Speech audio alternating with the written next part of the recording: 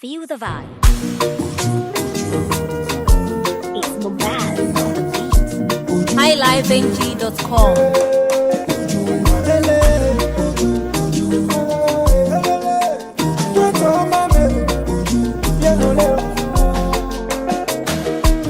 Nwata dị mma achala ugo ụtaka inene mmagi. Today na your day ho, nwa rejoice yo maka ịmara mma ho. Nwa dịka ugo ịdịka achọ nwa gị na-atụ m oyi. Elelebe eji ọlụ ịkpama ogoli nwa pụtara uju. Onye ka obi m ga-alọvụ ọkwụju, ọ bụ onye ka m ji aṅụrị ọbụju. Ọkwa ifuru nwata dị mma, ị chọlụ ya wee jebe maka ọbụ ife ya na-amasị obi m. Nwata nke m fụla anya, ọkwa ya ka m na-achọ. This girl amaka mma, ọsọ ya ka m na-afụ.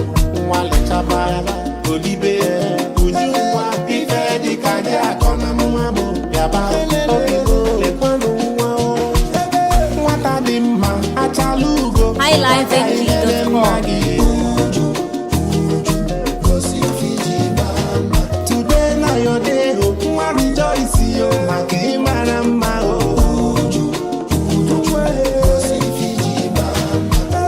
Nwa dịka ugo ịdịka achọ nwa gị na-atụ m oyi.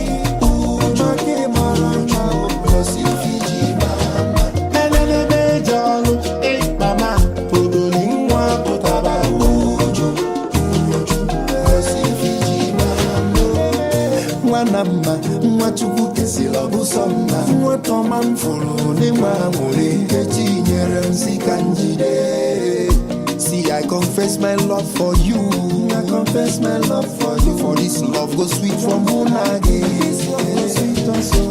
Kedu ife nke mere gị o?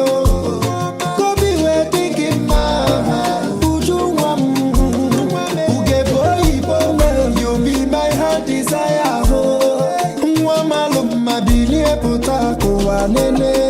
N'ibi ife nkili nkili. Nwata dị mma achala ugo ụtaka inene mma gị.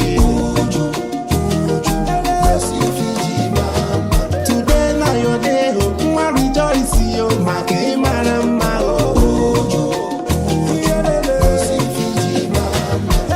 Nwa dịka ugo ịdịka achọ mma gị na-atụ m oyi.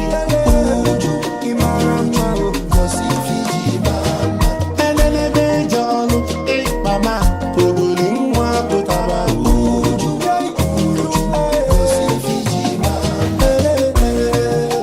Uju nwa m, Oh my god, you're cute. ogoli nwa m, ịmara mma o. 360. HighLifeNG.com.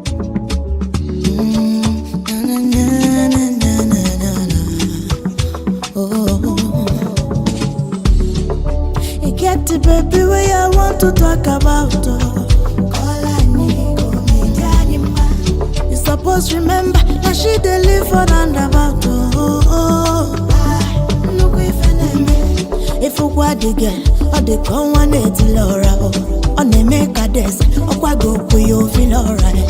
They get a simes, Ojilego you still around. Everybody love him, on your bona boy.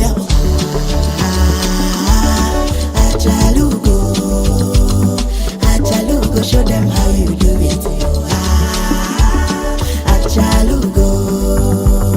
Achalugo, ziba kisi mbeo. Nenu wata de ma apu na mwe govin. Ebolala, oh baby you go there for ikoyi. Abwaka fueze, abwaka funo welze. You town no feel, de ma kuma me so well. This your beauty,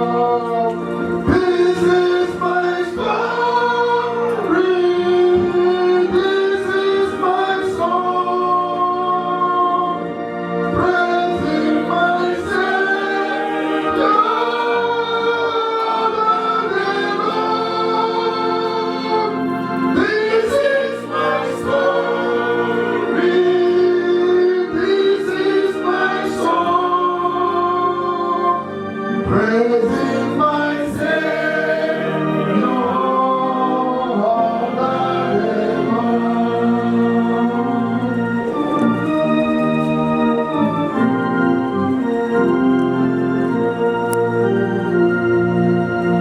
perfect submission, all is not praise. I give my Savior the fear flesh, watching and waiting, looking above, filled with His goodness, of this is my story, this is my song, praising my Savior all the day long. We have come together in the presence of God to witness and to celebrate the marriage of Uche and Oluchi. To ask His blessings on them and to share in their joy. Our Lord Jesus Christ was Himself a guest in the wedding and blessed this way of life, and through His Spirit, He is with us now. The scripture teaches us that marriage is a gift of God in creation and a means of His grace. A holy mystery in which man and a woman become one flesh. It is God's purpose that as husband and wife give themselves to each other in love throughout their lives, they shall be united in their love as Christ is united with His church. Marriage is given primarily that husband and wife may comfort and help each other, living faithfully together in need and in plenty, in sorrow and in joy. It is also given that with delight and tenderness, they may know each other in love, and through the joy of their bodily union, may strengthen the union of their hearts and lives. Lastly, it is given that they may have children and be blessed in caring for them and bringing them up in accordance with God's will to His praise and glory. In marriage, husband and wife belong to one another and are linked to each other's family. They begin a new life together in the community. This is a way of life that all should honor, and it must not be undertaken carelessly, lightly or selfishly, but reverently, responsibly, and after serious thoughts into this way of life. Uche and Oluchi come now to be joined. And if any one of you can show any just cause why they may not lawfully be married, you must declare it now. Uche and Oluchi. The vows you are about to take are to be made in the name of God. And I charge you both, as you will answer before God, who is the judge the judge, who knows all the secrets of our hearts, that if you know any reason why you may not lawfully marry, you may declare it now. I'm going to never hear God was out here cheating. I'm getting better. What number I will have put you away? Away and all. Yeah, what you're prepared for better for Manam the Managan. Oh, yeah. Okay. What is the way? So I got you.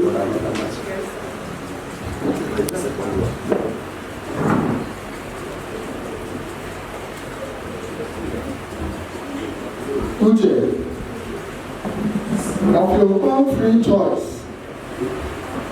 will you take Oluchi to be your lawful wedded wife? Yes, I will.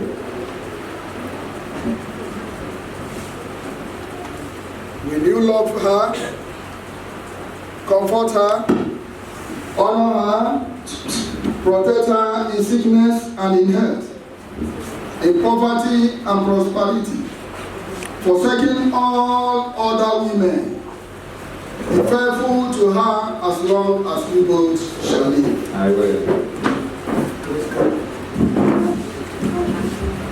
Oluchi,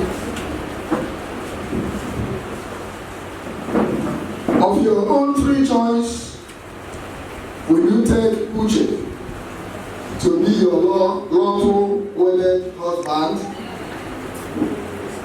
Yes, I will. Will you love him, comfort him, honor him, and protect him? Obey and serve him in sickness and in health, in poverty and prosperity, forsaking all other men and boys. Be faithful to him as long as we both shall live. Yes, I will. Thank you. Nico, come in any one she never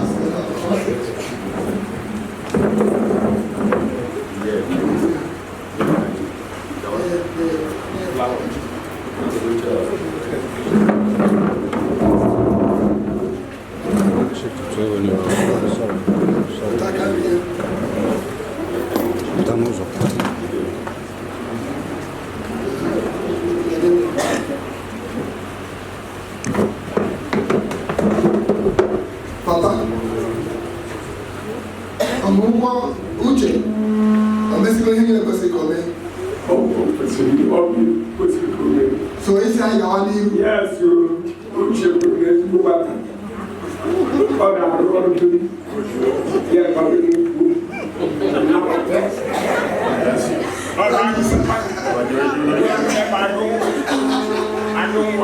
God bless you, sir.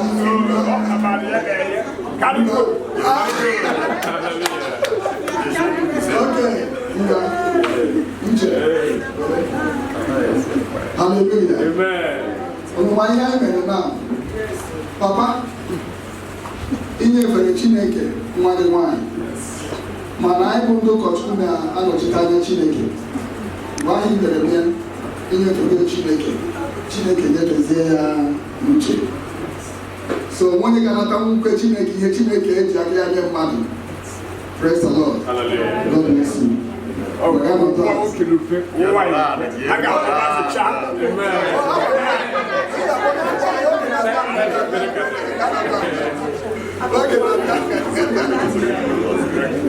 Hallelujah.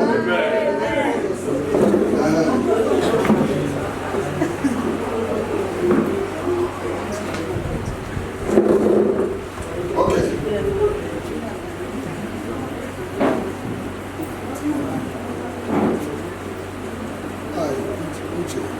I, Uche, Take you, Oluchi, take you, Oluchi, to be my wife, be my wife, to have and to hold, to have and to grow, from this day forward, from this day forward, for better, for worse, for better, for worse, for richer and for poorer, for richer and for poorer, in sickness and in health, in sickness and in health, to love and to cherish, to love and to cherish, until we are parted by death, until we are parted by death, according to God's will. according to God's will.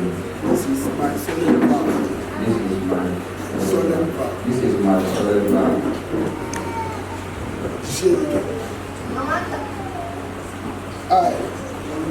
I, Oluchi, take you, Uche, take you, Uche, to be my husband, to be my husband, to have and to hold, to have and to hold from this day forward, from this day forward, for better, for worse, for richer and for poorer, for richer and for poorer, in sickness and in health, in sickness and in health, to love and to cherish, to love and to cherish, until we are parted by death, until we are parted by death, according to God's will. This is my solemn vow. This is my solemn vow.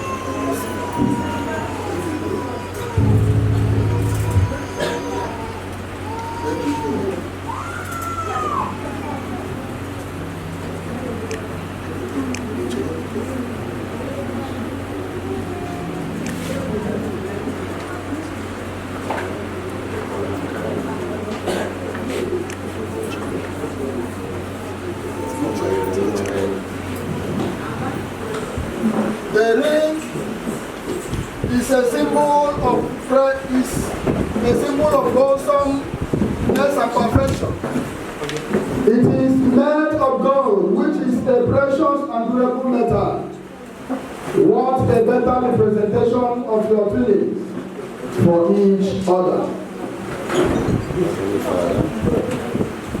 Heavenly Father, by your blessings, let these rings be to Uche and Oluchi a symbol of unending love and faithfulness, to remind them of the vows which they have made to each other this day.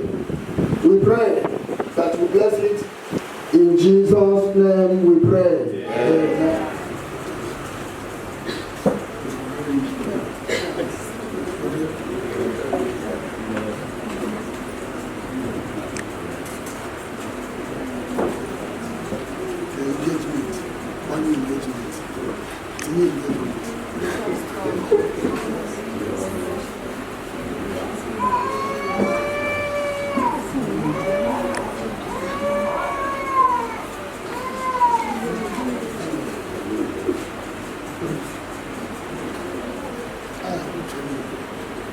I, Uche, Give you this ring give you this ring as a sign of our marriage. as a sign of our marriage.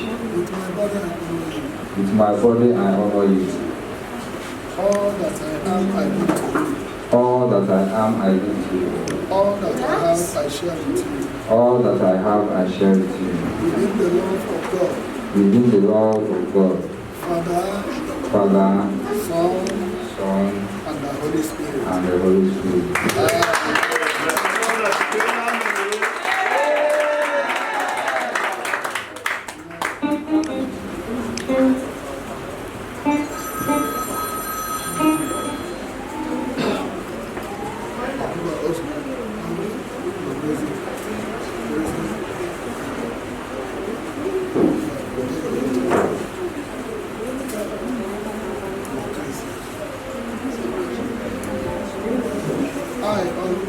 I, Oluchi,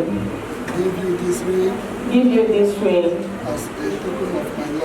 as a token of my love and my fidelity to you. In the name of God the Father, In the name of God the Father, Son, Son, and Holy Spirit. and Holy Spirit.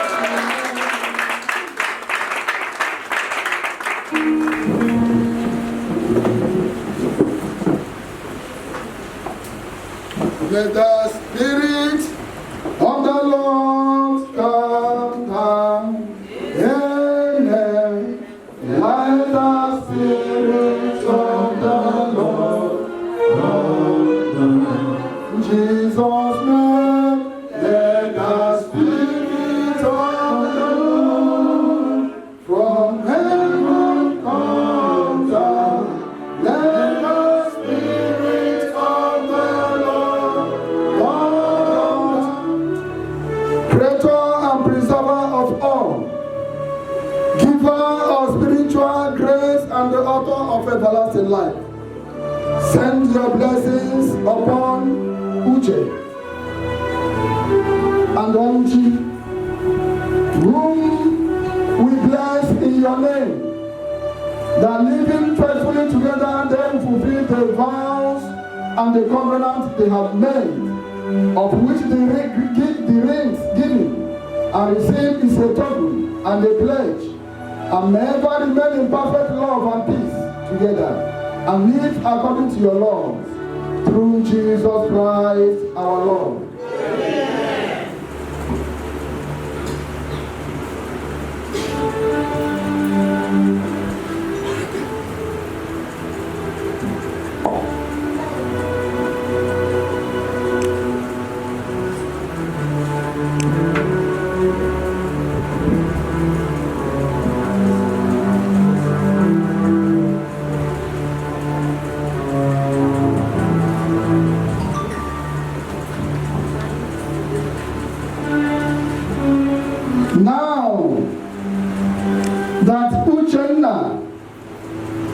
And the Oluchi have given their consent and made their vows to each other before God and this congregation.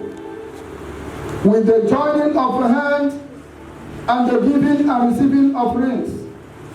In the name of God the Father, God the Son, and God the Holy Spirit, I declare that they are husband and wife.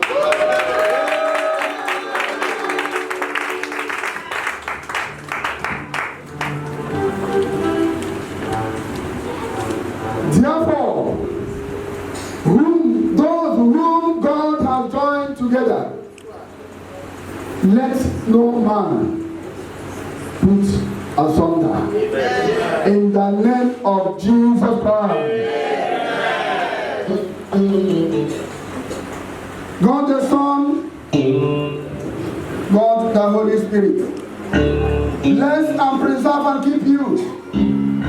The Lord pour upon you the riches of His grace, that you may faithfully live together and receive the blessings of eternal life. Through Jesus Christ our Lord. Amen.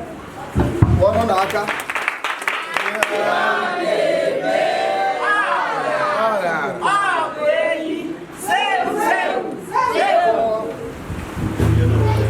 I na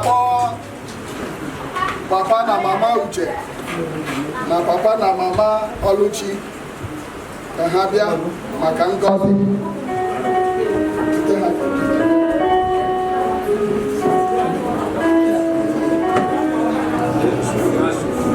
Don't Chineke anyị, onye ukwu na ọgbagha, etu onye ike n'ukwu mere uwe ọzọ. Mmadụ na mbọ ọ chụrụ ha. Chukwu gọziri ha na mbụ befo ahụ anyị na-eche na ihe nọ ebe m abịa m ọ na-eche m eche nwoke ha si eju ọrụ ọ bịa nwunye dị n'okwu n'ebe ụmụaka anyị Chukwu gọziri ahụ tụtụtụ ha na-abachi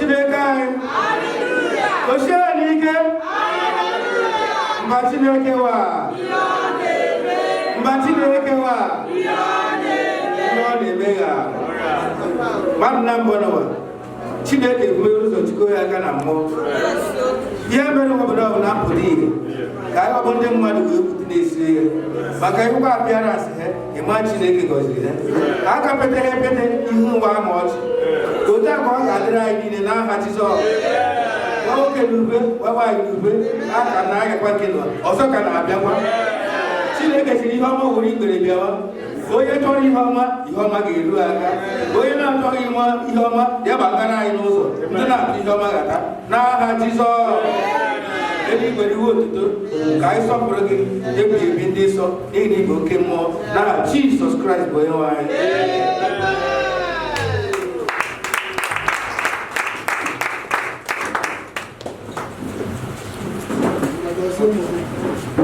N'aha Jizọs anyị na-ekele gị Chineke nna onye na-eme mma ọkpara ụzọ n'ikpe anyị na-ekele gị n'isi ezinụlọ na-asị gị nara ekele nara mbuli dịka ijikọrọ ha udo ịdị n'otu ọmụmụ nke zuru ezu ga-abara ha ụba ha ga-anọkwa ha ụmụ na ụmụ ha ihe a ga-eji wee zụ ụmụaka agaghị akọ mgbe oru a na-apụ ọ na-abata ọ ga-eji ihe n'aka wee bata mgbe ọ na-abata ihu ga-adị ya mma nwunye ya ga-abụrụ ọchị bụrụ ngọzi bụrụ amara wee nye ya ezinụlọ ya Chineke a ga-eji aha gị wee mara ha agha niile nke na-esote ezinụlọ n'ụbọchị tata dịka ọ na-alụrụ anyị n'ezinụlọ anyị ọ ga-alụkwara oru a n'ezinụlọ ya na ihe niile n'oge ikpeazụ anyị ga-aṅụrị ọṅụ wee nye gị otito na alaeze gị n'aha Jizọs Kraịst of Nazareth.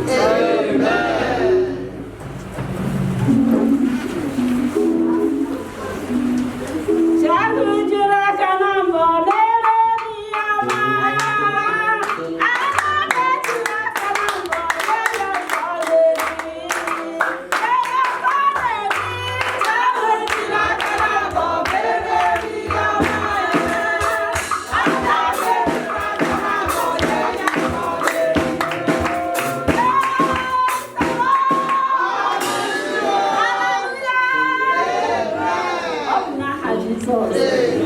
Onye so mgbe anyị na-ekele gị n'ihe ọma nke imeworo Chineke. Imeworo ezinụlọ m Chineke onye obiọma. Dịka imeri ya ezinụlọ m mekwere ya ezinụlọ ọzọ n'aha Jizọs. Papa m imere igwe, anyị na-ekpuchi ụmụntakịrị a n'ime ọbara Jizọs. Anyị na-enye ha ndụ ogologo na arụ isi ike n'ọmụmụ. Chineke nye ha ndụ, ihe akụ akụ, ihe ewe ewe. Chineke bịa were gọziere m ụmụntakịrị na mbọ ma n'aha Jizọs. Ọkpụkpụ na mkpata aka m na-ekpuchi n'ọbara Jizọs Kraịst. Ka ọbara Jizọs Kraịst kpuchie ma chekwebe n'aha Jizọs.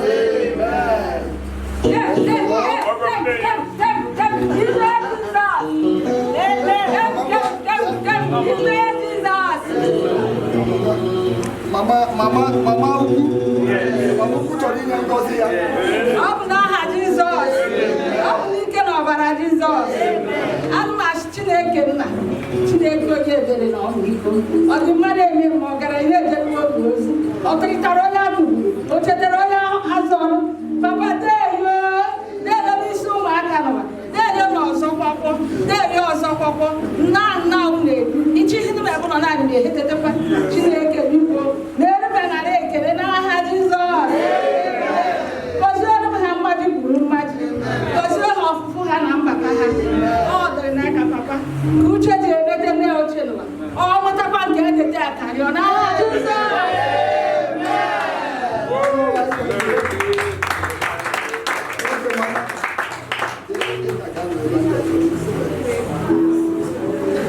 Ọ bụrụ na ị ma na ị kwadoro ezinụlọ ọhụrụ a ruo n'ụkwụ gị, ụbọchị setịpụ aka gị n'ebe ezinụlọ ahụ dị ala. Ị mara ihe ọma ahụ ị na-eche ka Chineke mere gị, ihe ahụ ị ga-achọ ka Chineke mere gị, ka ihe ndị ahụ bụ ngọzi ị chọrọ ka Chineke mere gị. Otu isi anata ngọzi a bụ mgbe isi Chineke mere ya ezinụlọ ọhụrụ nke a.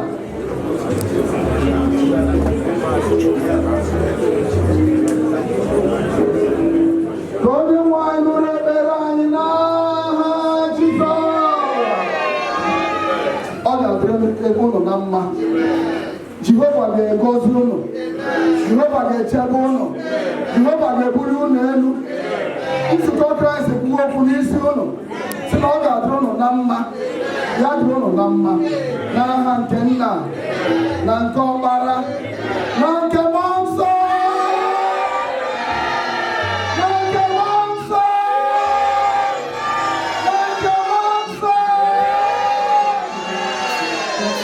Onye nwe anyị gọzie unu.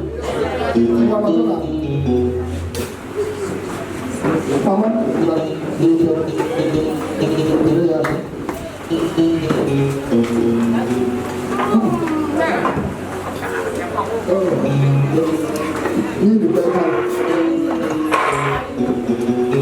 ihe niile ndị a nọ ebe a bụ nzukọ Kraịst.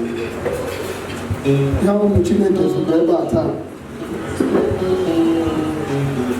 Bifo anyị abata ebe a, ha mara onye a na ọ bụ nwa ewu, mana n'ụbọchị taa ewepụga ewu ihe ọbụzi na-abụ otu n'ime ụmụ gị. So nzukọ Kraịst chọrọ ịnụ ma igwerego na ịmụta nwa ọfụ taa ya na-enye ya ara otu isi eze ụmụ gị.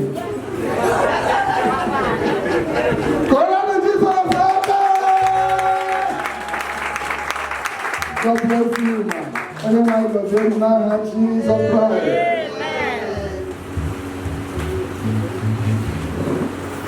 Ka ekpere Chineke.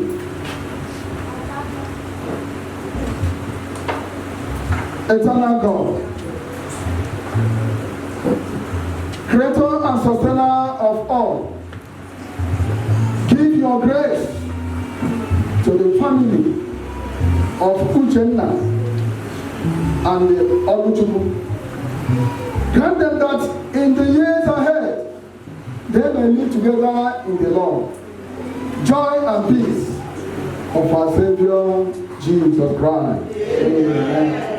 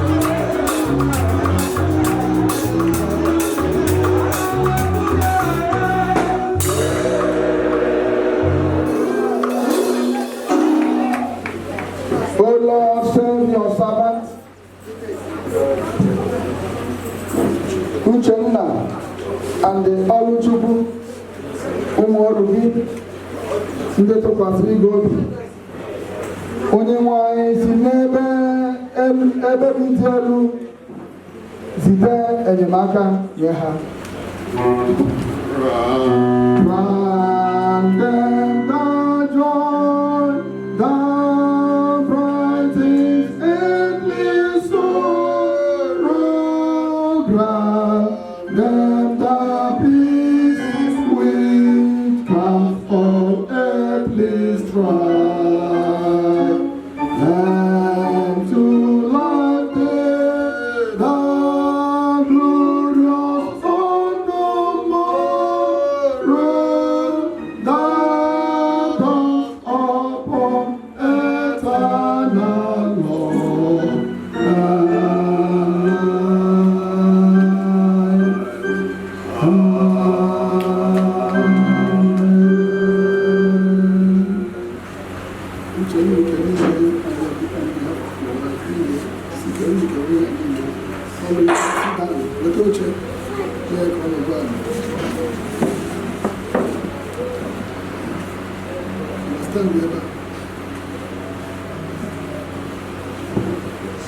Almighty and most merciful Father,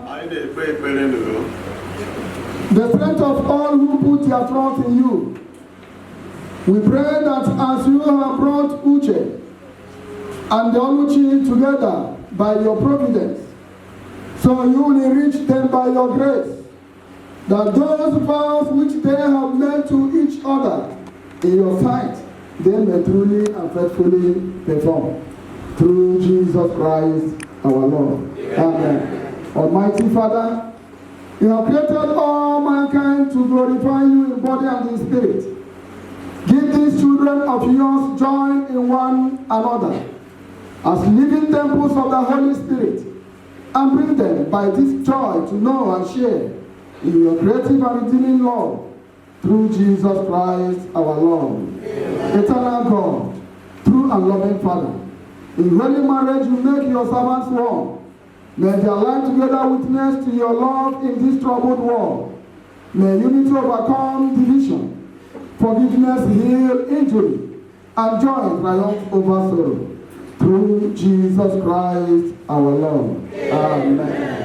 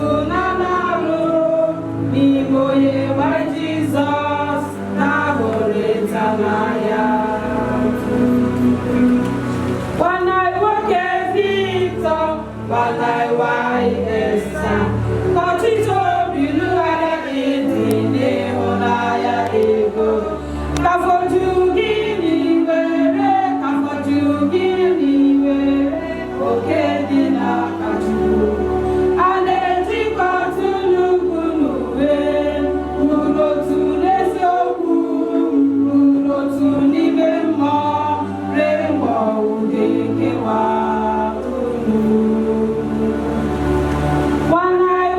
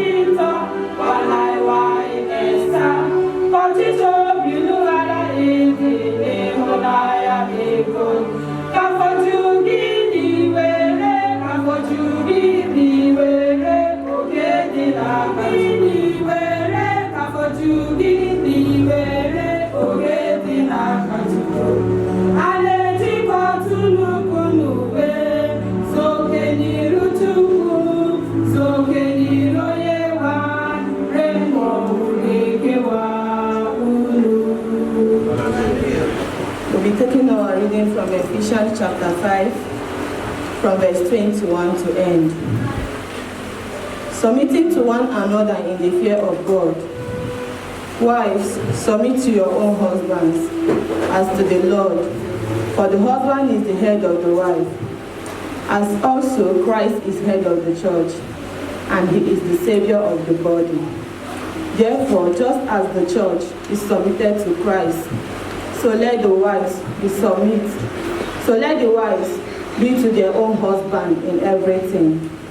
Husbands, love your wives, just as Christ also loved the church, and gave himself for her, that he might sanctify and cleanse her with the washing of water by the word, that he might present her to himself a glorious church, not having spot or wrinkle, or any such thing, but that she should be holy and without blemish.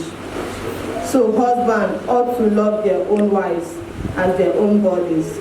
He who loves his wife loves himself, for no one ever hated his own body, but nourish and cherish it, just as the Lord does the church. For we are members of his body, of his flesh, and of his bones. For this reason, a man shall leave his father and mother, and be joined to his wife, and the two shall become one flesh. This is a great mystery, but I speak concerning Christ and the church. Nevertheless, let each one of you in particular so love his own wife as himself, and let the wife see that she respects her husband. Praise God. Oge wee ruo oge iji wee dụ ndụmọdụ, n'agbanyeghị n'ezie na ha ejewo kanseling n'ụzọ dị iche iche, ma n'oge a ọ dị ihe chọrọ ịgwa ha na ịgwa anyị onwe anyị. Papa, kwe ekele igwe ghere anyị oghe n'oge a n'afa Jizọs. Gbaa anyị ume site n'okwu a n'ikpeazụ ihe niile na-aga-enye naanị gị bụ Chineke otuto site na Jizọs Kraịst onye nwe anyị. Site na nwunye si n'aka Chukwu,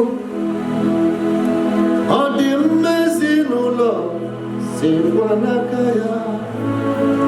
Anyị na-ayọ gị nna sidata mmụọ gị, nye amamihe zuru oke a ga-eji bi n'udo. Odogwu nwoke dị mma bụ onyinye Chukwu, ezi nwoke bụ Chukwu na-etube nwanyị. Chineke biko nye Uchenna ndidi bara ụba, nye ha amamihe zuru oke ha ga-eji bi n'udo. Ezi nwanyị mara ihe bụ onyinye Chukwu, ezi nwanyị bụ Chukwu na-etube nwoke. Chineke biko nye Oluchi amara mara, nye ha amamihe zuru oke ha ga-eji bi n'udo.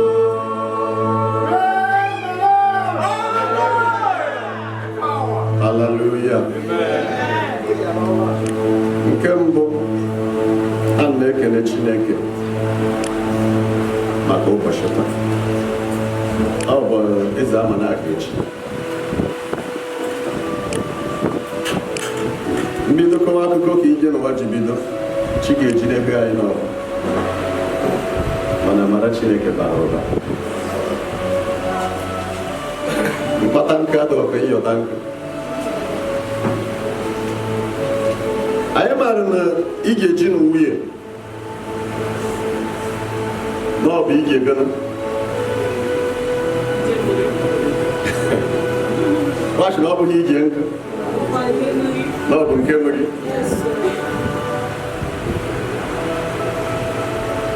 Ije Uche na Oluchi bịara taa n'ụwa bụ ije na-adịghị mfe. N'agbanyeghị naanị gị na-ekwe ka ji na nwunye ji n'ọrụ, ọ na-achọ ụfọdụ ụchọ na ya, mana mgbe i petere n'ime ya, ị mara na ewere ọkụ dị n'ime na-adama. Ọ bụ ịhụrụ ya ịnụ ji na ịnụ nwaanyị, ọ na-achọ oghere ụchọ. Ana ihu gbawa ndị nke ha na-agaji ọ dịghị ka ọ bụ ka o ji eme gịnị. Mana nke ngwa anyị ogwu n'ihe taa n'ụwa bifo ekene bụ ndị m ga-ekene. Bifo nwoke a bụrụ ihe nwoke ga-abụ na ndị n'ụwa, ọ mọstụ megịnị na nwaanyị. Maka na ọ bụ ihe dị nwaanyị n'ime ga-eme oge eji wee bụrụ chi mkpa. And before nwaanyị abụrụ ihe nwaanyị ga-abụ, ọ mọstụ gị ego ji. Ọ bụ ihe sitere n'ebe ji ya nọ ga-eme ọ bụrụ ya ga-achị na onye nwa abụghọrọ nwaanyị. Ọ bịadịgono a na-eke ewa mgbe ọgụ omegoro ọ ga-akọ ya. Hallelujah. So nwoke ọbụla amụtara na nwaanyị ọbụla amụtara kwesịrị ịdị na-arịọ Chineke amara onye ebe nke ọ ga-emegoro ọ ga-epi ka ọ wee wee megoro soro oke dịka ọ mmadụ na mbụ na soro oke na n'oruju ojiolu ha ọma. Ya bụ na nke mbụ a na-echetekwa n'ọwa ọ ga-eji n'oge maka na ihe hafụrụ fụwa ka na-aga n'ihu. Ọzọ dịka ibe ndị agbata obi n'ọba niile ahụgburu ha ma ndị ha n'ọdụ ahụchabụ ha niile ka nọstri. Ọ bụ ihe obibi nke mmadụ na-amaghị. Ọ nụbụkwara anọkọta ụfọdụ asịta megoro si n'ime mgbe ọmụ dịkwa si n'egha n'ime ebibi ya, ọma na-ahụ ebibi na-echi ya n'azụ, ọ na-anya na-agba. Mana ime ihe n'usoro Chineke na-achọ nke Chineke ji chọọ ya, ọ na-etiku n'ime ya. In this marriage, ọ ka mmadụ na mbụ n'ụwa, mana onye nke atọ n'ime ya bụ onye Chineke. And ọ bụrụ na iwe Chineke in this very marriage, Uche, you will last long if you have God in your marriage. Oluchi, ndị agba ada atabara kwa ara. But ọ bụrụ na iwe Chineke ụzọ in this marriage, you will go fast. Ashinaga ara. Akwụkwọ na mmadụ na-abụ ụwa na-adị n'udo. Amara ashinaga na onye na-echekwa. Nke ebe ahụrụ ji, nke ebe ahụrụ nwunye. You understand?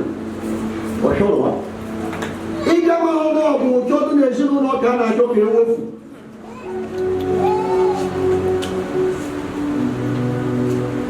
Now, anyị na-abụ na-enwere a lot of divorce or divorce na-efete dị iche iche.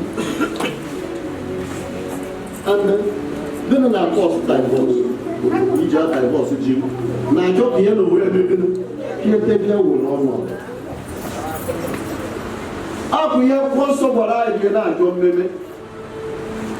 Gịnị bụ ihe ọmụ mgbe na-aja ma ohu nwoke ga-ana ụmụ nwaanyị ole.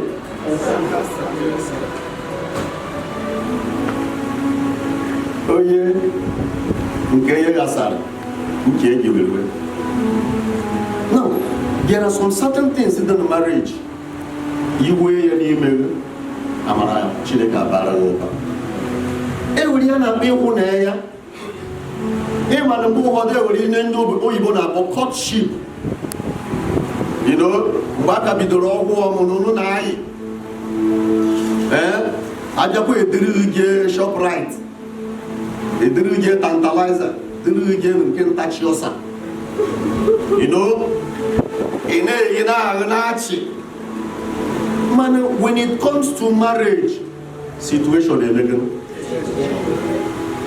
you see,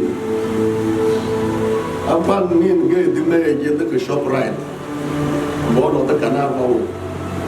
One of them about where they wait you. Well, one chocolate cream now. Abba. My sweet Yaga, my honey Megan, Aga, Yaga, why, this woman,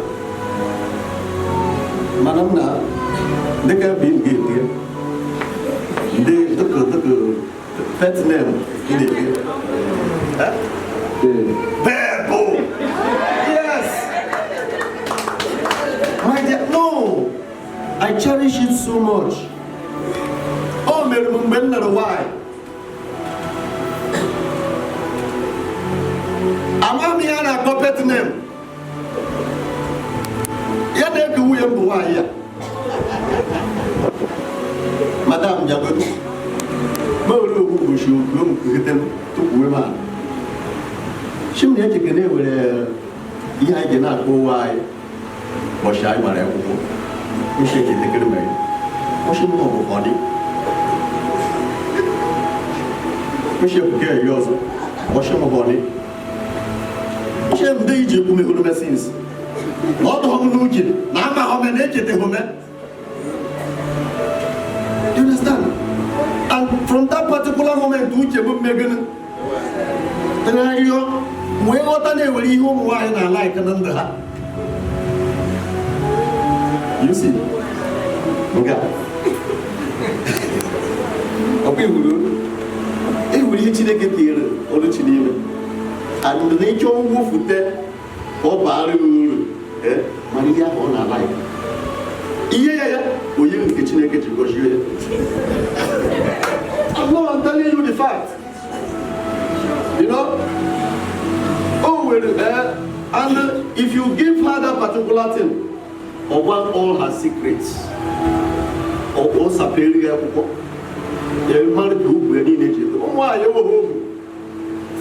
some certain treatments and a treat on why Patologo had you the sheep and then why is you why you a shock observer walking away?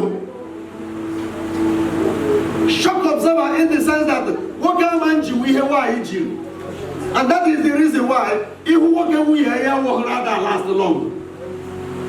Or not who we are there, or that last long also we are again. Hallelujah. My brother, treat Oluchi well. And if you treat her well, the glory of the Lord will come down for her in your favor. Okay. What the neighbor will get? What the neighbor why? Man, if you want to finish your name, put him. I am the Oluchi. Who working? The air or you working in the bar now, you man. The man you and they were, or you can get shaking the man. Let you go up out in Ebenwa as you or she have a good or she going to be or she imagine my wife. Is she a guy here who is here to go on the we are at the bank for God's sake. Why in imagine working her for a year in on name? Why are you coming back as you get after just go by her canvas? How get you work at Taurumba? Share our 1 hour. Hey, naked here. When you cause over share, we your gawa. We your got try the men who stand on an apple in the house. You understand? One banquet. When I'm not quite upon a high pure and another topic. Oh my. Ojekute nke iwe na-ewe. Shienna, you will be anywhere. Are you a married man? Oh, maybe a bata. Ochi-Man, yes. He said, did you wed in the church? Ochi-Man, of course. I wedded. He said, marriage, he devour women in marriage, of course, for better, for worse. In sickness and in health. In sorrow and in joy. More than your Ochi-Man. He said, then, that statement he made, they will mean. Ochi-Man, which statement? He said, because your wife told you to help her. Tie just canvas, a canvas.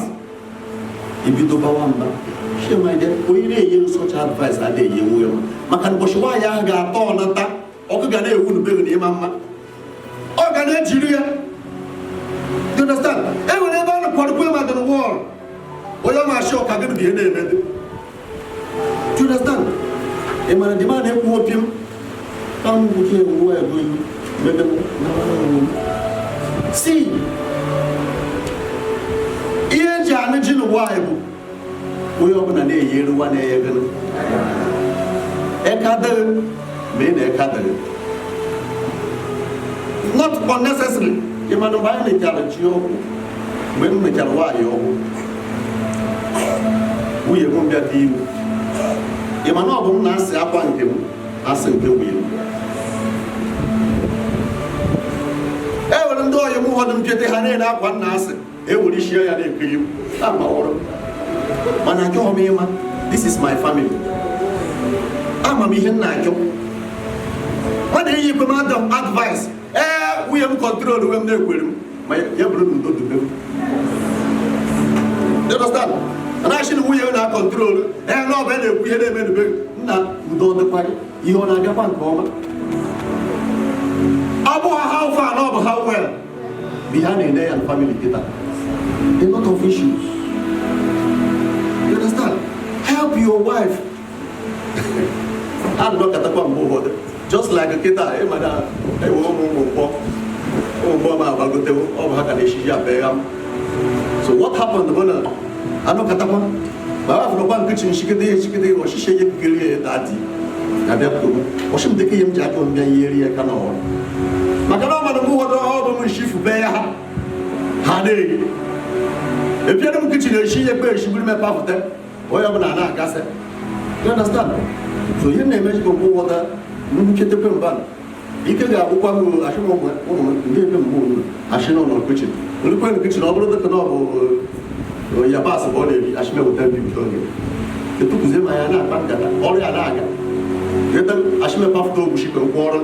You said to me, what are I call bush? Before you know it, you again.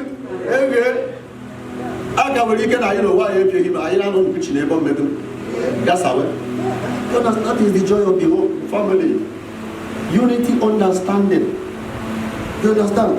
Until death do us gonna part. Oh, but no, you see, he gave you.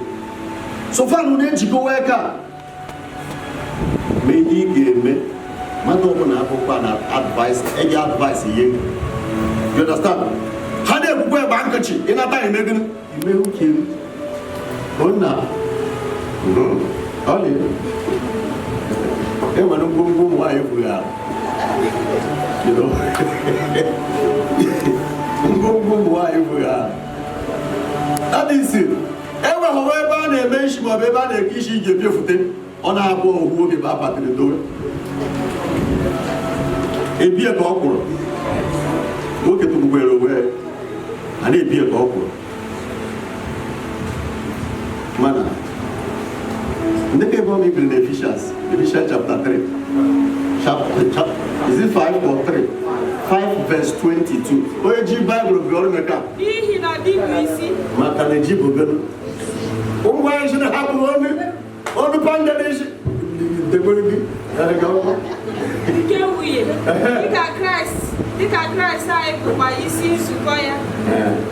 Ebe yo we ya bu oye soputa nka. Madika ne do suka hu no kunu Christ ai. Otu aka o di bundi wuye. Do kwano owe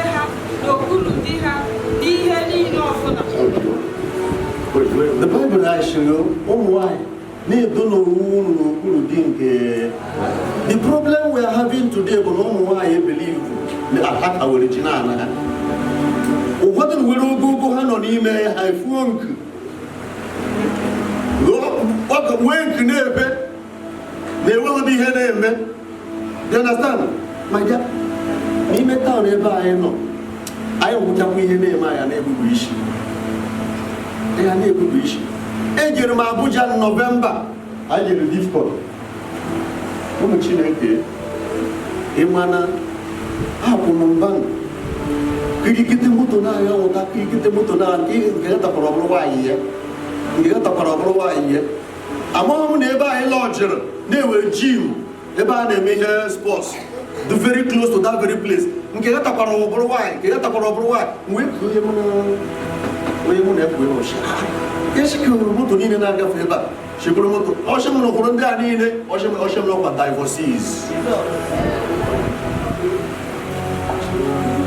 She knows the Bukaro who can get up with our Abuja. Takawu, Johnny, John and the White, or Jan village, Megan, Kutu who know him. Okotako who know your Bagote. 1 month, 2 months, 3 months, 1 year, a year, Mepeo Yam and Abuja. Also, leave a gym.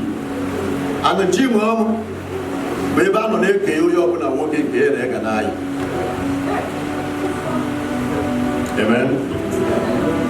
I'm not one why, but you're going to go to and Megan. Now, somebody sing the wood. One girl,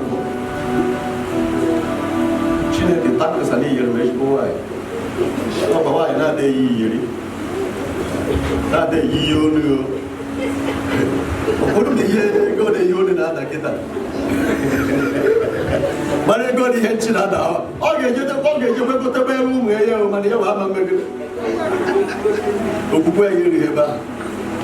Hallelujah. And they do not suffer.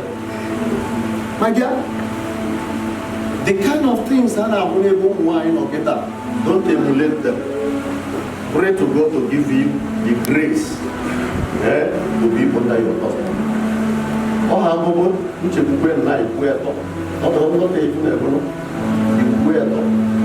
Oh, poor Nagayan. Marshal be a good woman. What that open? If I will keep building the national I'm not about why are they an issue? National Pudu, they make organ. For you to enjoy your husband, be under him, service him, respect him. You will see that you are going to your neighbor or you get with them. I'm going to do a Gabbarayo. Actually, to make it here, my main and dry. My main and Umurianava, Lana Hagen, and Gopara. Also.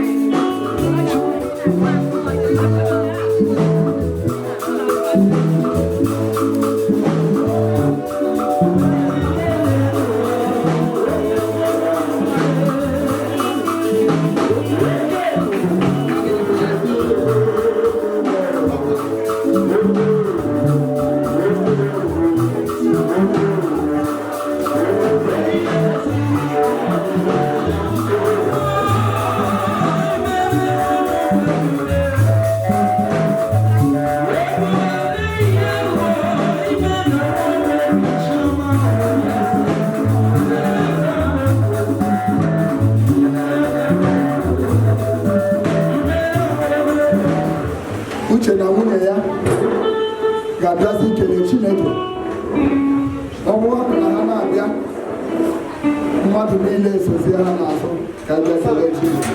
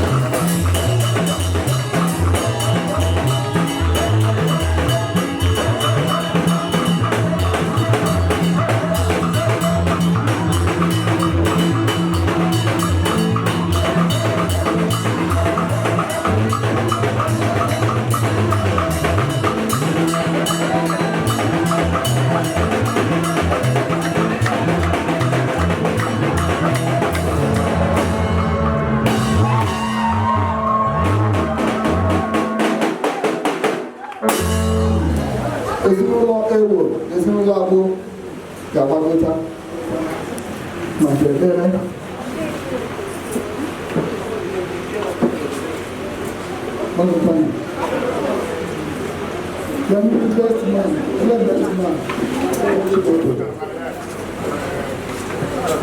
Ezi Chineke onye mara mma, anyị na-ekele gị n'ihi na ịbụ Chineke ekwere nkwa na nkwa. N'ụbọchị taa, Jehova igosigo anyị na dị ezigo ọrụ. Uche gị emego, ọlụ bụ ọlụ gị, Oluchi, ọlụ Chineke, uche Chineke, ha niile emezugo. Nara ekele.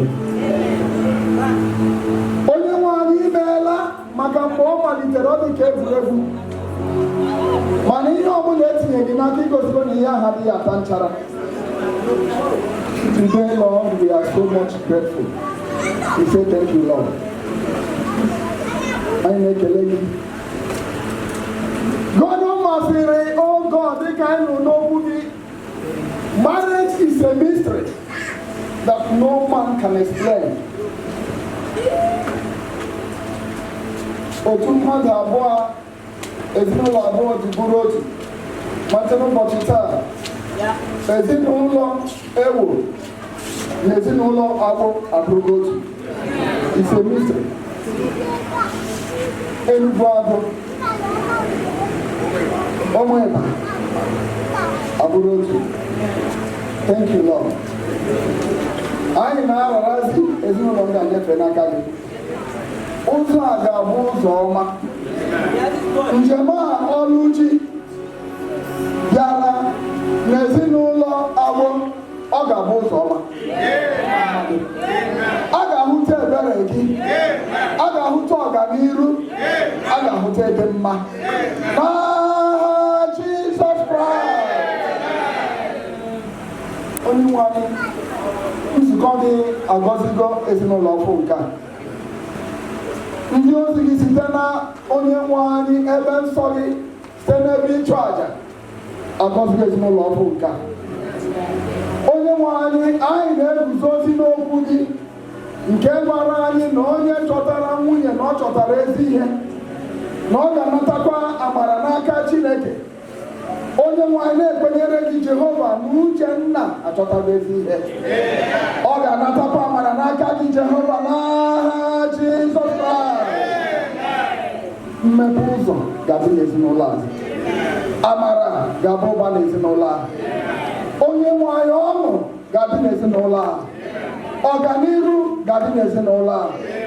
Onye nwe anyị ndị fụrụ Uchenna, onye nwe anyị na Oluchi n'oge na-adịghị anya ga-asị Jehova na ndị a bụ ndị a gọziri agọzi n'aha Jizọs Kraịst. Anyị ekpere ekpere na ị ga-ewere ọmụmụ gọzie ha. Anyị ekpere ekpere na ị ga-ewere akụ na ụba gọzie ha. Anyị ekpere ekpere na ị ga-ewere arụ ike na ndụ zuru oke gọzie ha. Onye nwe anyị, otu a ka ọ ga-adị n'aha Jizọs Kraịst. Ọ bụghị ezinụlọ abụọ ndị a Chineke, ọganihu ga-adị, mmepe ụzọ ga-adị, amara ga-abụ ụba n'aha Jizọs Kraịst. Onye nwe anyị gọzie unu, ka onye nwe anyị chebe unu. Mekwa ndị best man na chief bridesmaid na ndị bridal train na ndị niile bịara ebe a, anyị na-agọzi unu. Ndị band, ndị kwaya na onye ọbụla Chineke kpọtara ebe ịchụ ozi n'otu ụzọ maọbụ nke ọzọ, anyị na-asị na ihe ọma dị otu a agaghị akọ n'ezinụlọ ụlọ n'aha Jizọs Kraịst. Ebe unu fụrụ ihe ọma, sị na ihe ọma dị mma, ihe ọma ga-eso unu n'aha Jizọs Kraịst. Onye ruru mgbe nwa ya ga-alụ di, nwa ya ga-alụ di gba akwụkwọ. Onye ruru mgbe nwa ya ga-alụ nwaanyị, ọ ga-alụ nwunye gba akwụkwọ. Ọganiru na amara ga-abụ ụba n'aha Jizọs Kraịst. Ọ ga-adịrị unu na mma. Ka amara na ịhụnanya Chineke na ịdị mma ya na ebube ya na ihe ya kọmekwasị unu ugbu a na mgbe niile ebighị ebi. Amen. Anyị ji aha onye nwe anyị na aha bishọp anyị Right Reverend Professor Samuel Obiajulu Ike, aha Archdeacon anyị onye nwere ihe dị mkpa o jebere si mbiko na anyị ga n'ihu na ọ bụrụ na ya mesịa n'oge na ya ga-abịa mana afọ na emesi n'oge na n'aha ụkọchukwu mụ na ya so jekọ ozi nna anyị n'ime Chineke onye ndị gbachara ọsọ nyefee maịkị a mmezikwa ndị nyefe onye ọzọ anyị na-achọ ka anyị gosi ụwa niile okike ọfụ Chineke kere n'ụbọchị taa, ndị bịara na mgbe ha bịara dịka mmadụ abụọ dị iche mana ugbu a dịka ha ga-apụ ihe eluigwe na-afụ bụ otu mmadụ, onye nwere isi nwoke mana ihe ekere eke nweziri arụ nwanyị. So anyị na-eche n'iru unu the newest and the latest couple in the person of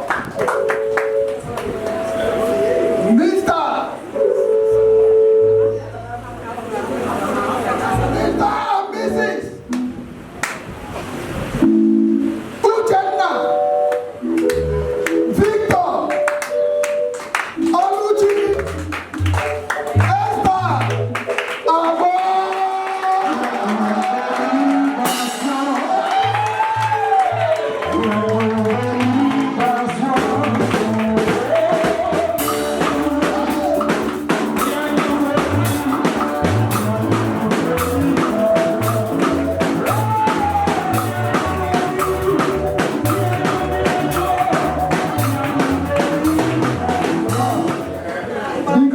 the bride with the best man and chief bridesmaid, the bridal train.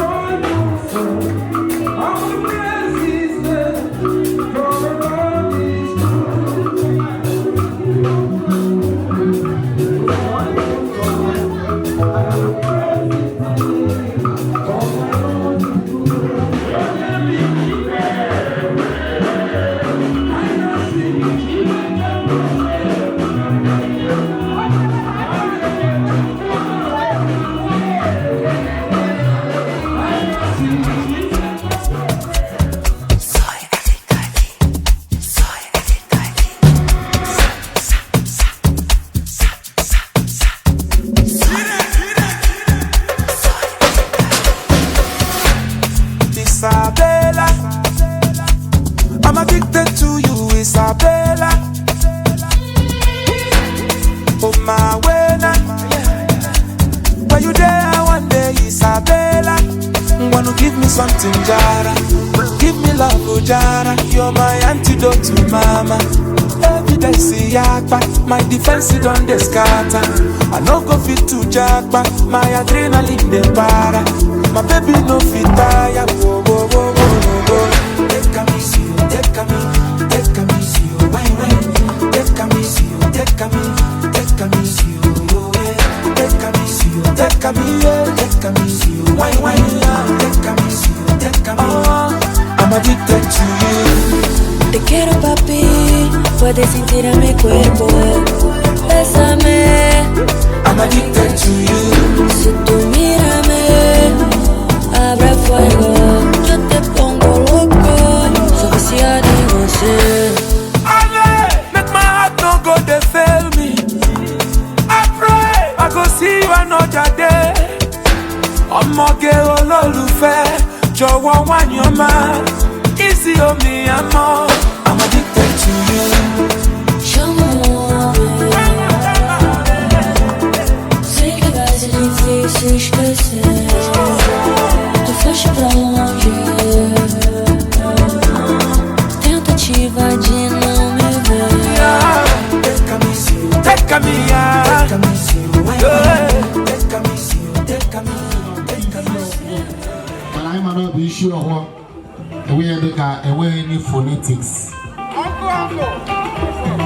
anyị si na onye ọbụla nnọọ na oriri abụghị ọnụ ya ọgịnịdị tata ka ndị plọmbin ọkwenyere ndị plọmba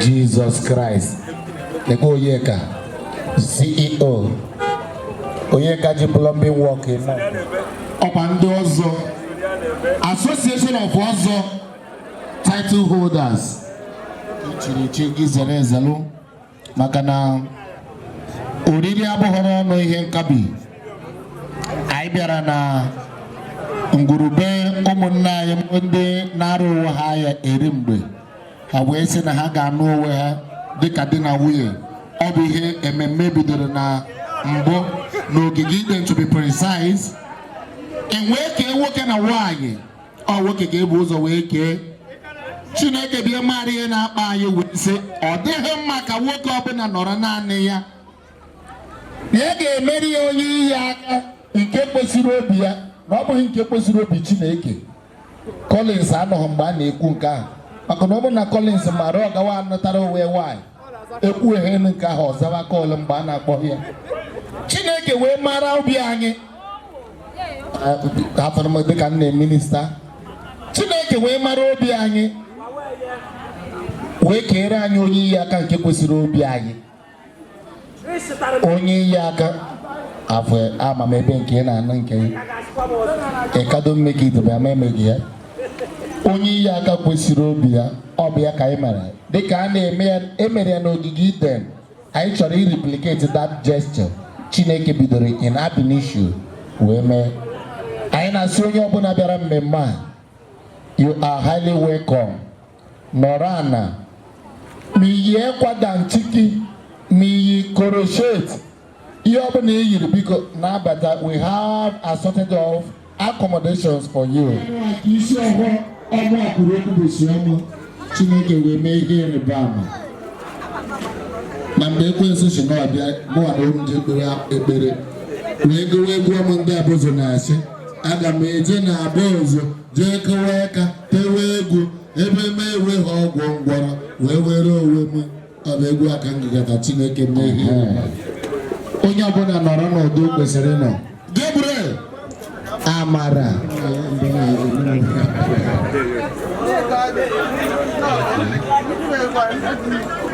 anyị na-anabata ndị obi dị ya obi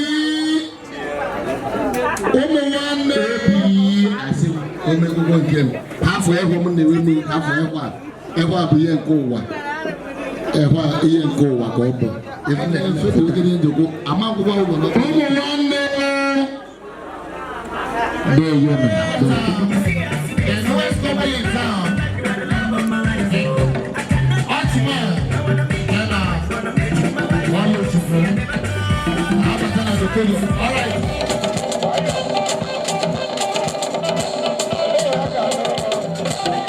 It's time for you to perform.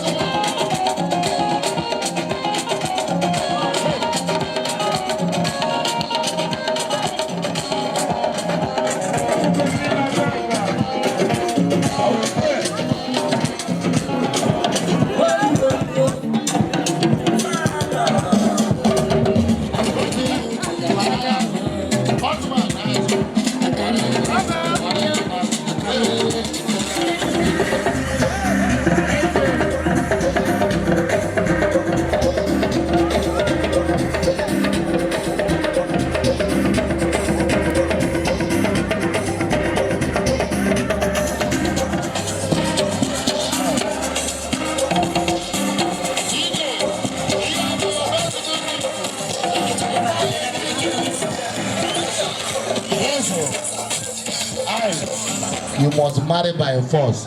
Obu no be go be a problem. Age me back. Aga my yellow gig no why. Ada me ye kita no we be hence the key me more than why. Ona no na to he go bula. Papa ya no omen like because you want to that. Appreciate that. Go to now only monkey go say. Oh, we're going to the other one. We're going to the other one.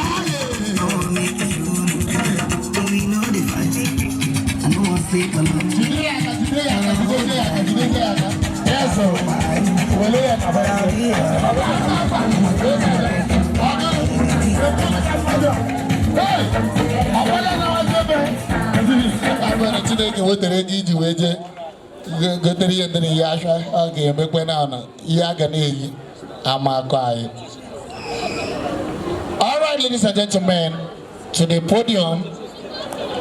Behold, the newest couple in town. As far as 29th of December 2025 is concerned, this is the arrival of the newest couple in town.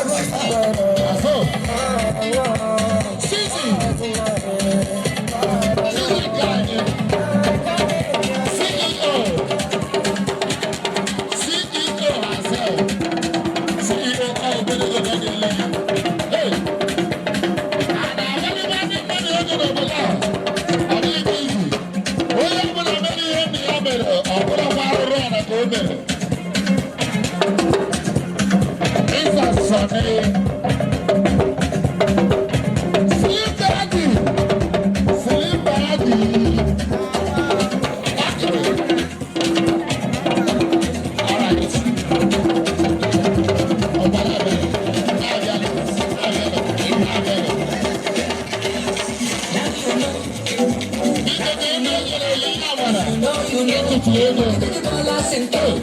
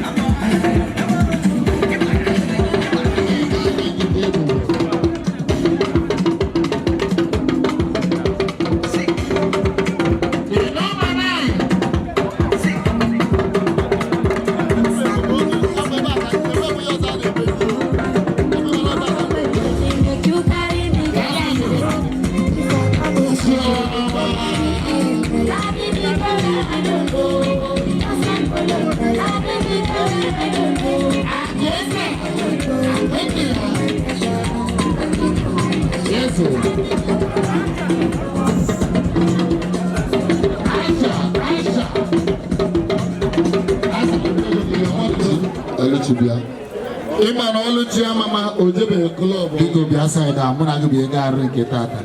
I don't want to stress you. I don't want to stress you, please. No go dereba. No reba. No rohuma. Gazette. Ochi-Man, do you know outside that? Best man, go behind me. You are a worker of iniquity.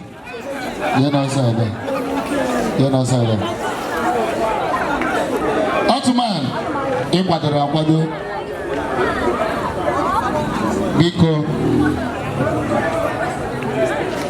Ọta ka ị na-eme mmemme adịkwa ama ma ọ bụ na ọha purchase ka ị ka na-agba ọta ifere na dị eme ya maka na onu na ọ na-ada chukwu pere tụlee ị nọkwa ebe a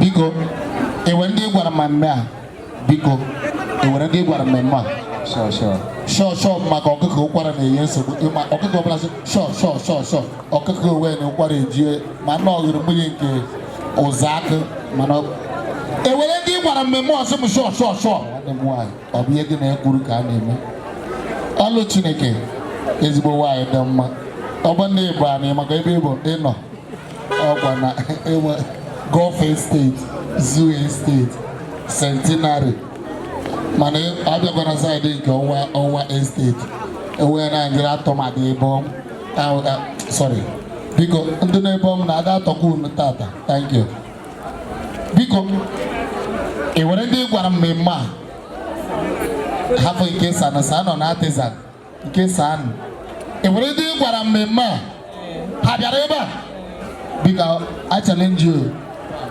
ịnọkwa na ọ bụ na ị na-watch Who Wants to Be a Millionaire ọ na-abụ a hot seat mana due to the nature and the condition Chineke mere ka m nọrọ n'ime ya wee na-ahụgoro condition ọzọ rekabosha na ọ bụ na m ahụ ezigbo nkwụ alright just but 15 names but ndị na ebe a ọ bụkwa ndị nke on the way oya start ọ bụghị ị ga-anọ ebe a na ebe ihe ọbụla ndị hello ịhụ na ndị mmadụ na-anụ ya gbaba onye ọbụla ịkpọrọ afọ ọ bụrụ na ịkpọta ya ma akpọpụtara gị ya thank you number person, first person. Madonna. Mrs. Evangelist Madonna. Oh God. Oh my God. Ọgwabọ Maradona. Chief Moses Aneke. Ọgwụ egusi n'ime Jesus. Aye.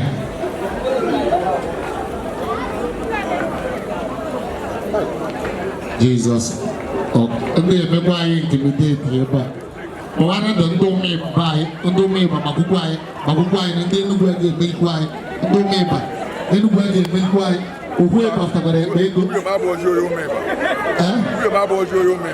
mba ihe a bụ oh Jesus oh God ọgaghị yakari mere oge wuye ngwa ọ wuye ọ bụ eziokwu na ọmọdụ bara m ime mọdụ ọbịa bara m ime amaghịzi m ihe na-ekwu eguse n'ime Jizọs asịrị m akpọzi n'ihe anụmanụ ya ha chọrọ ngwugwu bụ old version hai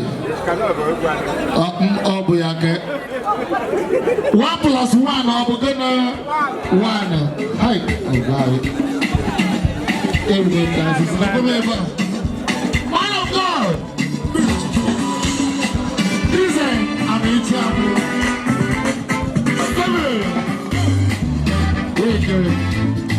ezigbo mmadụ. All right. Sonne. I got no time. I'm so simple.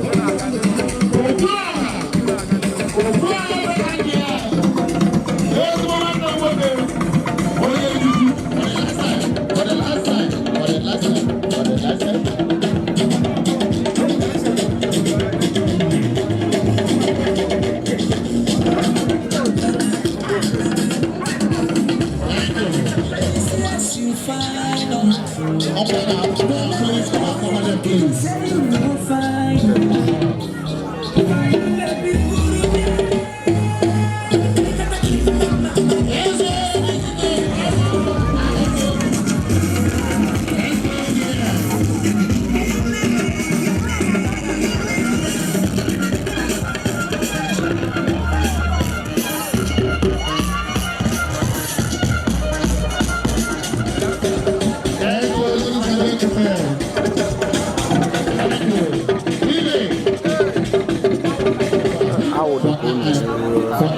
ị na-ebe a maka mmemme uche nna aga m achọ ka e kwuru n'ụkwụ gị dịka ebe ọ bụla ị nọ ebe ọ bụla ị nọ ma ị na-eri nri ma ị na-aṅụ mmanya biko ka anyị kwụtụrụ n'ụkwụ anyị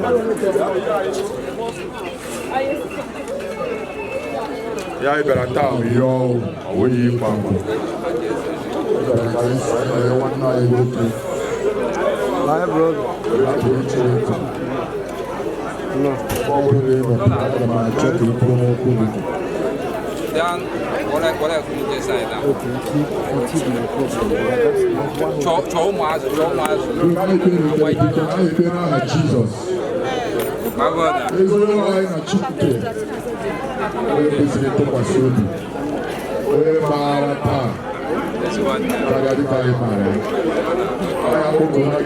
ebe a n'ụbọchị taa anyị aragoro etinye gị n'ime obe aka nsọ n'ihi na ọ dịghị ọbụla a tinyere gị n'aka nke na-ere ure mmụta nchara anyị na-ayọkwa gị n'isi nwoke na nwaanyị ọbụla n'ebe a taa ndị Shifa Place bịa mgbe ha ga-anụ n'aka Chineke duo ha n'udo ihe ọbụla anyị ga-eri ebe a ma anyị ga-ahụ ebe a ọ ga-abụnye gị ihe anyị ndụ ọ ga-abụnye gị ihe anyị arụ isi ike wee na-ayọkwa Chineke amara na ọchịchị obi uche nna agwụ jiri wee sị na ọ chọrọ ihe aka taa ga-abịa na mmezu n'aha Jizọs anyị na-ekwubi okwu taa bụ 29 Disemba 2025 na-asị ọhụrụ na nwoke ma nwaanyị ga-abịa ịnọchi ụzọ si na ọchịchị obi nwa okorobịa agaghị abịa na mmezu n'ụzọ ọbụla dịka anyị kwuru ebe a taa a ga-agbakọ ebe a ga-agbakọ otu a n'ihi onye dị otu ahụ wee gba akwara isi onye dị otu ahụ ka aka anyị kpere ma yọọ Chineke nna ka o mezuo karịa dịka anyị yọrọ taa n'aha Jizọs Kraịst onye nwe anyị. Hallelujah. Ana m ekele Chineke n'ihi ụbọchị taa o mere ka ọ dị. Ekpere m bụ na ọ gọzighị ihe niile a ga-eme taa ada ọ ga-aga nke ọma n'aha Jizọs. N'iji wee kọwatara unu ihe niile anyị ga-eme n'oge a ga-eme ya n'ịchafụ ịchafụ. Ihe nyere ihe ọbụla a ga-eme taa bụ 1 hour ka onye ọbụla gaa ebe ọ chọrọ ịga. Tony Chineke biko MC biko ihe nna ya bụ ihe ọbụla ị na-eme anyị achọghị waste of any time wee n'ịchafụta ka onye ọbụla gaa ebe ọ chọrọ ịga. Tony Chineke ọchị adịbeghị mkpe n'iru. Okay.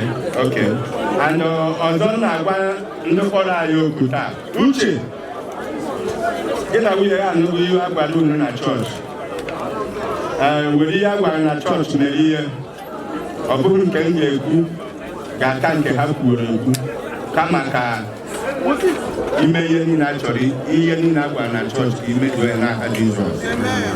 Praise God.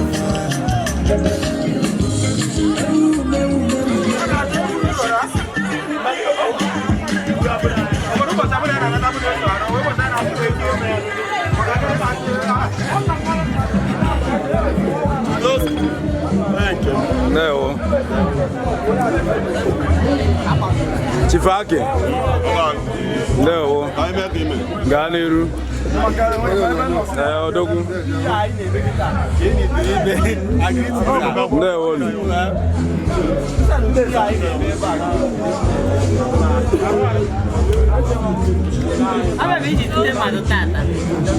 Okay, no, you don't want to make I go anywhere for this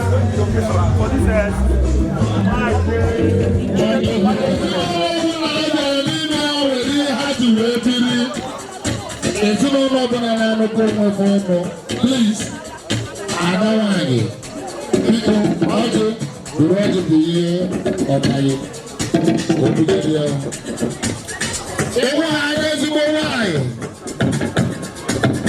only exercising her family responsibilities. Some occasion.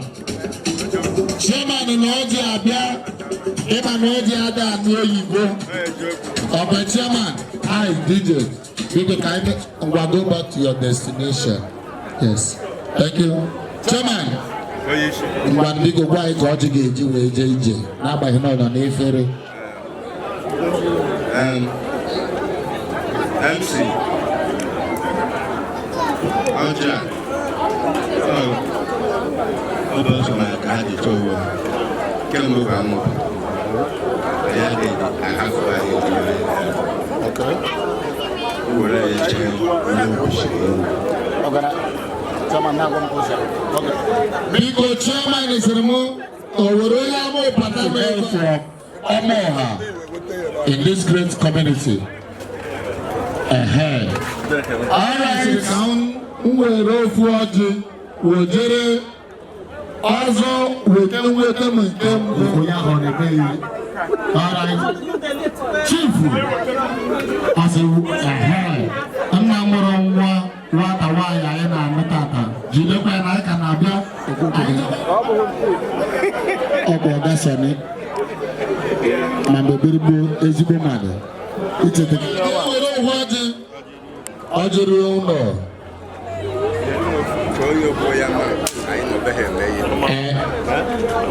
mgbalị na ị na-azụbụ ike okeke nọ n'ụwa oke onye oke na-ama ngwu sabọgọm ịma na ebe ọkụkọ mara ka ha dị too o gosiri na obu ya n'ụwa ya na ihe asaa chụrụ ma na obu ya dị ọcha dị o ji wee yifute tupụrụ ahụ wee gọọ ọhụụ wepụta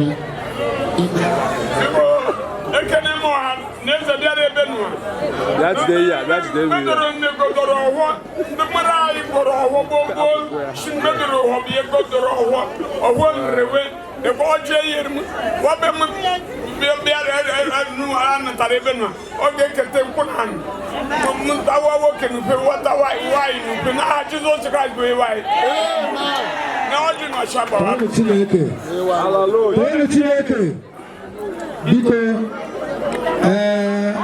onye anyị na-anụwe ọgọrọ ọhụ mana nke mgbe m na-ekpe ekpere m na-ekpe bụ ọganiru ụzọ na ọ bụ ụzọ mmiri ọ bụghị ụzọ nkụ ihe anyị chọrọ bụ ihe ọma riwere anyị aka riwekwe ndị ọzọ aka ihe anyị na-eme n'ụwa mbụ bụ ka ị bịara kelee mmadụ ihe ọma bịakwutere ngwa ngwa ị na-ekele mmadụ ihe ọma m ga-eri n'ezinụlọ n'aha Jizọs. Chineke nara ekele ụbọchị taa ga-adịrị anyị mma tupu ụbọchị taa eruo eluigwe na ịmara maka ya ịmara ihe niile anyị ga-eme taa ihe niile anyị ga-eme ka a gọzie ihe n'aha Jizọs Kraịst bụ onye anyị amen. ọjị na adịghị magodo ata asị ebe nọ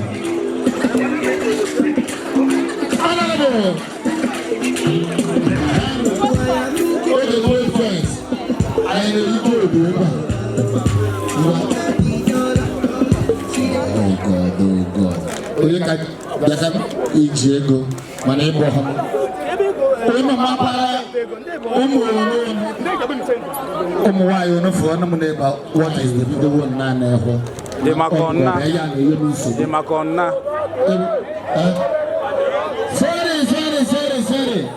enwere ihe okwu n'ahụ bụchebe nwoke m ya igoro Uche igogokoro ọ bụrụ na anụmụ mmadụ 12 onye ama mmadụ 12 ya mmadụ dịkwa ụkọ 8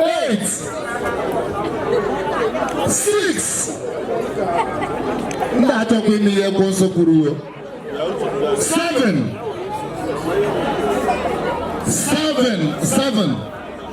that's 6 plus 1 6 ọdịbịa na-anọ oji na nwunye 5 biko jee kpọọ ndị ụmụ Ibra ọgọbụ ndị amango ụmụ bịa ka unu were ego unu mmadụ 4 kama na ọtụ n'igwe na-atụ ọrụ Lisa gentlemen ọ bụrụ biko na so na-eme toast biko ka onye mere okeke a biko na afọ zụtara the portion of this cake as they go back to best man One more inside that. Okay, yeah. Let me have the cake there, please. Where the cake? People put it here. Put on it as water feed themselves. People. I even the bag, and the bag babu. Tatazo. I say I get happy. Me make that me again. I realize. I see people coming in the chicken account. They present this thing to you. You can another with the Bishop. Nigeria and Bishop. Bishop, you don't mind the big girl.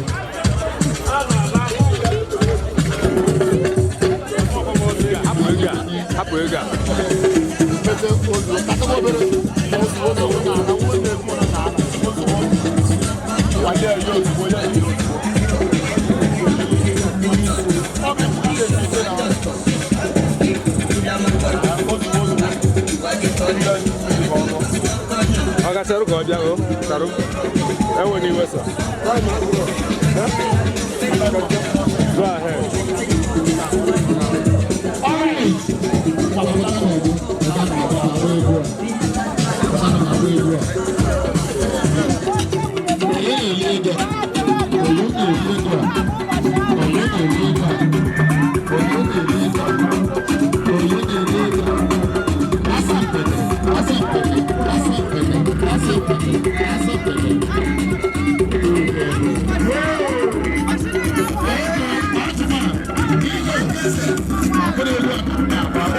Presenting to you the newest couple in town. They can have a boy. I have to go to my day to Niru. I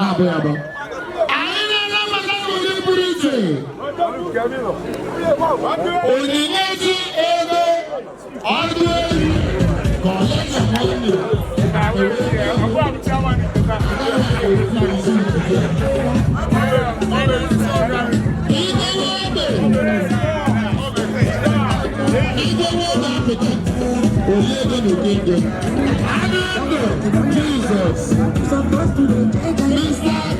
and Mrs. When I found out, you buy my boat for 1,000, the man in the boy in the room,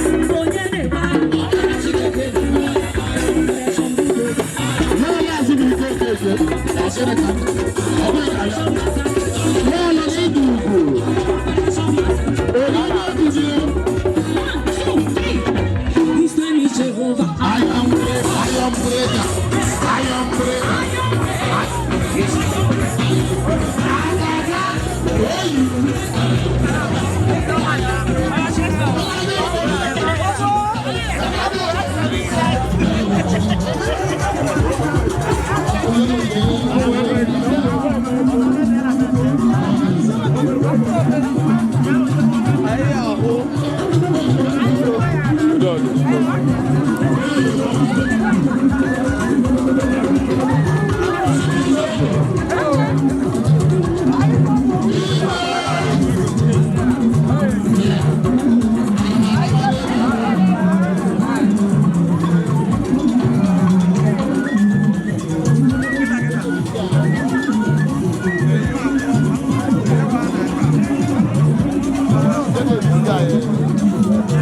Hey!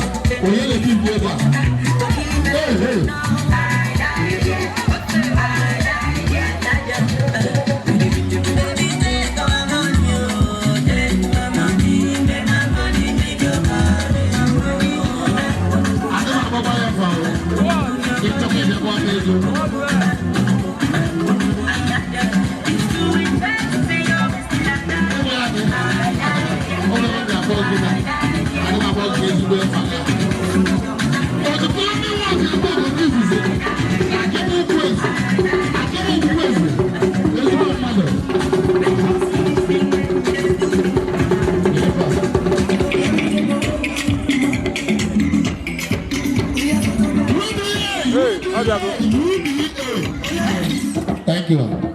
Chief Okafe will be a Chief Okafe will Ozobia. Ada have his share come on. Hallelujah. Dear Jehovah, may me query you on na Jesus. Obero ya kamona. Oyo sugar man. The great Okafe.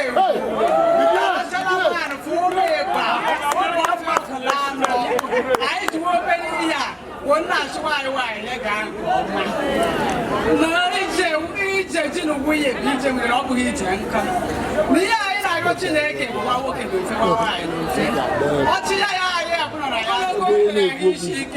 He has a good temper. Never anything, Jesus.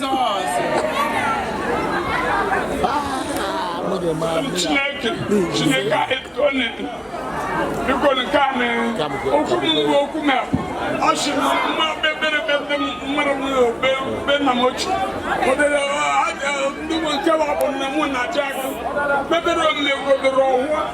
I can't grab my own.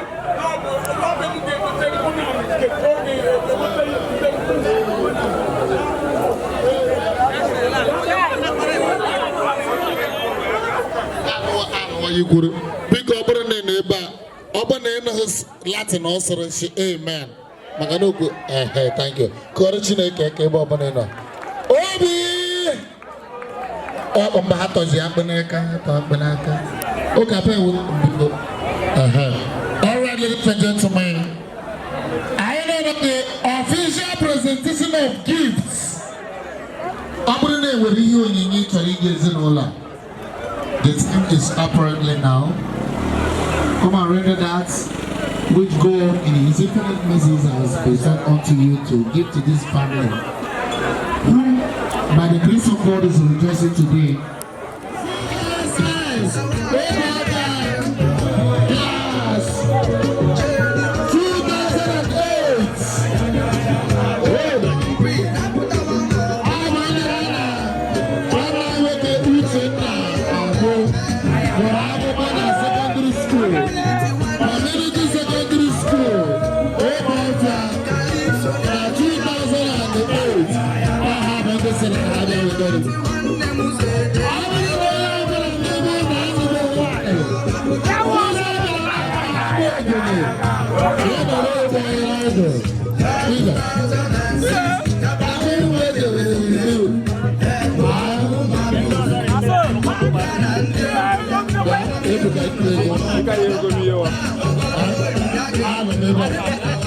When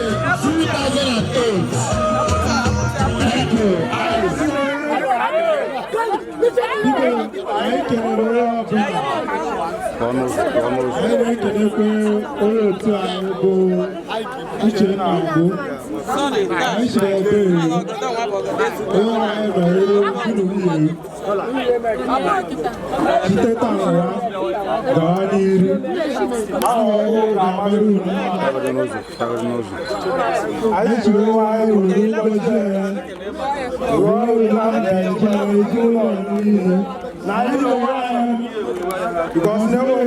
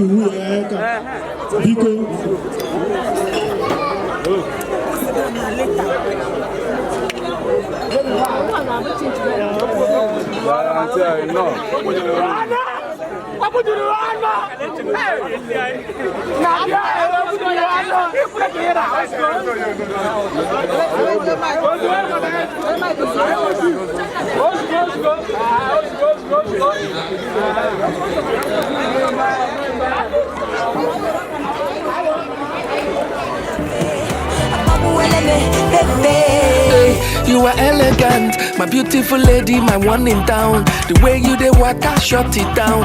Outside you are my temple and holy ground. If you and I together forever, no be lie. If